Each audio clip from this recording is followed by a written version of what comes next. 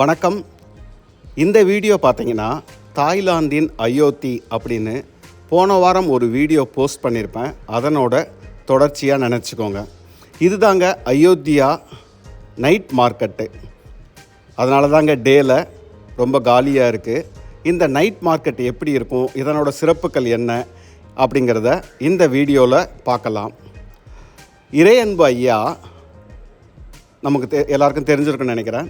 கலெக்டராக இருந்து நிறைய உயர் பதவிகளை வகித்த இறையன்பு IAS ஐயா அவர்கள் அவரோட 10,000 மைல் பயணம் அப்படிங்கிற ஒரு புத்தகத்தில் ஒன்று சொல்லியிருப்பார்.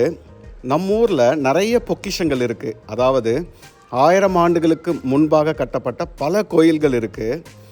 நிறைய கோயில்கள் நிறைய சிறப்பு அம்சங்கள் இருக்கிறதாலேயோ என்னவோ தெரியல, நமக்கு அதனோட அருமை தெரிவதில்லை அப்படின்னு சொல்லுவார்.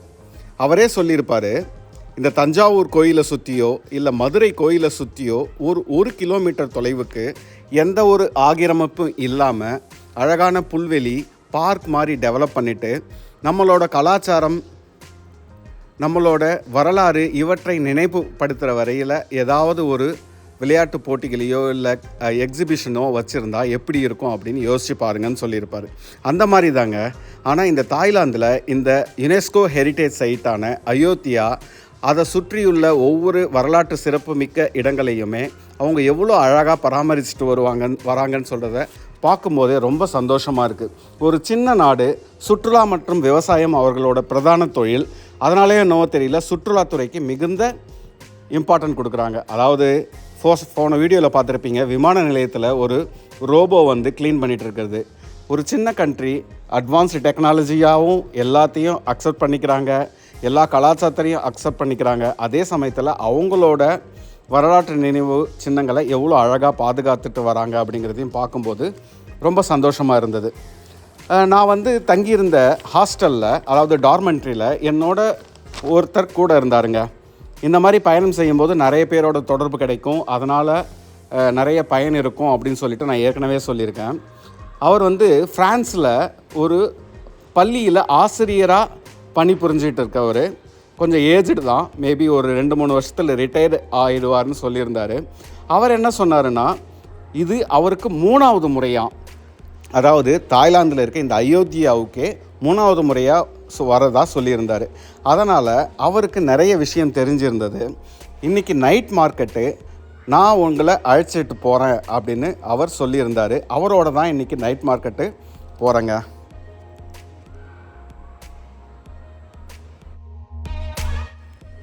இதுதாங்க அயோத்தியா நைட் மார்க்கெட்டு. இது உள்ளே போகும்போதே பார்த்தீங்கன்னா எனக்கு ஏதோ டைம் ட்ராவல் பண்ணி ஒரு 1000 வருஷத்துக்கு பின்னாடி போன மாதிரி ஒரு ஃபீலிங்க. அதாவது இங்கே இருக்க கடை உரிமையாளர்கள், கடையில் வேலை செய்கிறவங்க எல்லாருமே அந்த காலத்து ராஜா ராணி எந்த மாதிரி உடைகளை அணிஞ்சிருப்பாங்களோ அந்த மாதிரி ட்ரெடிஷ்னல் உடைகளை அணிஞ்சிட்டு இருந்தாங்க. அதே மாதிரி அவங்களோட கடைகளும் இல்லை அந்த கியாஸ்க் அப்படிங்கிற சொல்கிறதுமே எல்லாமே மூங்கில், தென்னை ஓலை, இந்த பனை ஓலை, இந்த மாதிரி ட்ரெடிஷ்னல் பொருட்களை வச்சியே பயன்படுத்தியே இவங்களோட கடைகளையும் போட்டிருந்தாங்க. அதே மாதிரி போர் வீரர்கள் மாதிரி உடை அணிந்து கொண்டு, இராணுவ வீரர்கள் மாதிரி உடை அணிந்து கொண்டு, அதாவது அந்த காலத்து இராணுவ வீரர்கள் மாதிரி உடை அணிந்து கொண்டு படை வீரர்கள் மாதிரி அணிவகுப்பும் வந்துட்டு இருந்தாங்க. அழகான ட்ரெடிஷ்னல் ஃபுட்டு வாழை இலையில் வச்சு கொடுக்குறாங்க. இந்த மாதிரி ஒரு அமைப்பு நம்ம ஊர்லேயும் இருந்தால் எப்படி இருக்குன்னு யோசித்து பார்க்கும்போதே ரொம்ப சந்தோஷமாக இருந்ததுங்க. இமேஜின் பண்ணி பாருங்கள், தஞ்சாவூர்லேயோ இல்லை மதுரையிலேயோ, அதாவது சோழர்கள் பாண்டியர்கள் காலத்தில், அந்த அரசர் காலத்தில் அணிந்து வந்த உடைகளை போட்டுக்கிட்டு அங்கே இருக்க கடை ஆளுங்க நம்மளுக்கு நம்மளோட பழமையான உணவுப் பொருட்களையோ கலாச்சாரத்தையோ நினைவுபடுத்த மாதிரி நிறைய விஷயங்களை செய்யணும் எப்படி இருக்கும் அப்படிங்கிறத யோசிச்சு பாருங்கள்.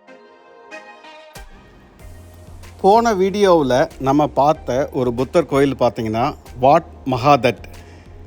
இப்போது இன்றைக்கி பார்க்க போகிற கோயில் பார்த்திங்கன்னா வாட் ரச்சபுரானா அப்படிங்கிற புத்தர் கோயில்.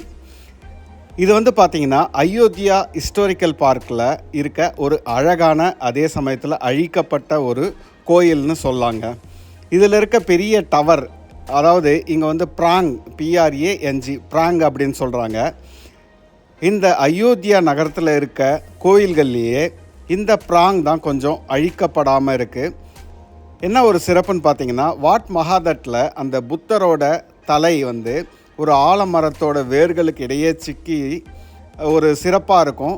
அது ஃபோட்டோ எடுக்கிறதுக்கு ரொம்ப சிறப்பாக இருக்கும். அந்த மாதிரி இந்த கோயில் என்ன சிறப்புன்னு பார்த்தீங்கன்னா, இந்த உயர்ந்த டவருங்க. அதே மாதிரி இந்த கோயிலில் மட்டும்தான் இந்த டவர் மேலே நம்மளால் ஏற முடியும். அது உள்ள நிறைய சுரங்க பாதைகள் இருக்குது, ரகசிய அறைகள் இருக்குது, அதில் நிறைய பொக்கிஷங்கள் இருக்கிறதாகவும் சொல்லியிருக்காங்க. ஸோ இதுதான் இந்த கோயிலோட சிறப்புங்க. பழைய கலாச்சாரங்களின் சான்றாக திகழும் இந்த அயோத்தியா நகரம் ஒரு யுனெஸ்கோ ஹெரிட்டேஜ் சைட், அதாவது டெஸ்டிமோனி ஃபார் கல்ச்சரல் ட்ரெடிஷன் அப்படிங்கிற ஒரு க்ரைட்டீரியாவை செலக்ட் பண்ணி இந்த இடத்த யுனெஸ்கோ பாரம்பரிய சின்னமாக அனௌன்ஸ் பண்ணியிருக்காங்க. அது என்னங்க யுனெஸ்கோ ஹெரிட்டேஜ் சைட், யுனெஸ்கோ பாரம்பரிய சின்னம் அப்படின்னு கேட்டிங்கன்னா, 1964 நினைக்கிறேன், நைல் நதியில் ஒரு அணை கட்ட போகிறாங்க. அதாவது எஜிப்தில் நைல் நதியில் ஒரு அணை கட்ட போகிறாங்க. அந்த மாதிரி அணை கட்டும்போது நமக்கெல்லாம் தெரியும், நிறைய கிராமங்களோ இல்லை வயல்வெளிகளோ அழிய வாய்ப்பு இருக்குது. அப்படி பார்க்கும்போது இந்த அணை கட்டினா அபு சிம்பல் அப்படிங்கிற 3000 ஆண்டுகள் பழமையான ராம்சே அப்படிங்கிற ஒரு அரசர் கட்டிய நினைவு சின்னங்கள் இந்த அணை கட்டுவதால் மூழ்கிவிட வாய்ப்பு இருக்குங்க. அதனால் உலகத்தில் இருக்க பலரும் எதிர்ப்பு தெரிவிக்கிறாங்க. அதனால் ஐநாவும் ஒரு சில அமைப்புகளும் சேர்ந்து அந்த அபு சிம்பலை வேறு ஒரு இடத்துக்கு அப்படியே பழமை மாறாமல் ஒரு பெரிய ப்ராஜெக்டாக பண்ணி மாற்றுறாங்க. ஸோ அதுக்கப்புறம் இந்த யுனெஸ்கோ, அதாவது United Nations educational scientific and cultural organisation அப்படிங்கிற அமைப்பு வந்து வரலாற்று நினைவு சின்னங்களையும் இயற்கை, அதாவது வித்தியாசமான இயற்கை வளங்களையும் பாதுகாக்கணும் அப்படின்னு சொல்லிட்டு பாரம்பரிய சின்னங்களாக சில இடங்களை ஐடென்டிஃபை பண்ணி அதை பாதுகாக்கிறாங்க. அந்த மாதிரி தான் யுனெஸ்கோ ஹெரிட்டேஜ் சைட் உருவாகியிருக்கு. நம்ம தமிழ்நாட்டில் பார்த்திங்கன்னா தஞ்சாவூர், கங்கை கொண்ட சோழபுரம், தாராசுரம் போன்ற சோழர்கள் கட்டிய கோயிலும், ஊட்டியில் இருக்க மலை ரயிலும், பல்லவர்களால் கட்டப்பட்ட கடற்கரை கோயில் மகாபலிபுரம், இது எல்லாமே ஐநா பாதுகாக்கப்பட வேண்டிய பாரம்பரிய சின்னங்களாக அனௌன்ஸ் பண்ணியிருக்க சைட்டு. இது தமிழ்நாட்டில் இருக்கிறது மட்டும் நான் சொல்கிறேன். ஸோ அந்த மாதிரி இந்த அயோத்தியா நகரம் ஒரு யுனெஸ்கோ ஹெரிட்டேஜ் சைட். சுற்றுலாவுக்காக தாய்லாந்து அரசு இந்த பகுதியை சிறப்பாக பராமரிச்சுட்டு வராங்க. ஆக்சுவலாக இந்த ரச்சபூர்ணா அப்படிங்கிற கோயில், அதாவது இப்போ நம்ம பார்த்துட்டு இருக்க கோயில், புத்தர் கோயில் பார்த்திங்கன்னா 15ஆம் நூற்றாண்டில் கட்டப்பட்டதுங்க. இதை கட்டின ஒரு பேர் பார்த்திங்கன்னா போரோ ரம்ம சத்ரட் அப்படிங்கிறவர் கட்டியிருக்காரு. இதில் இன்னொரு கதையும் சொல்கிறாங்க. அவரோட 2 மூத்த சகோதரர்கள் அரசு உரிமைக்காக ஒருத்தர் நேரடியாக மோதிக்கொள்கிறாங்க. அதாவது 1 to 1 அப்படிங்கிற ஒரு அவங்களோட திறமையை காமிக்க வேண்டியதாக இருக்குது. அந்த நேருக்கு நேர் மோதிக்கொள்வதில் 2 பேருமே இறந்து போயிடுறாங்க. அதனால் 3ஆவதாக இருக்கிறவர் அரசர் பதவி ஏற்கிறாரு. அவங்களோட மூத்த சகோதரர்கள் நினைவாக எழுப்பப்பட்ட கோயிலாகவும் இதை சொல்கிறாங்க.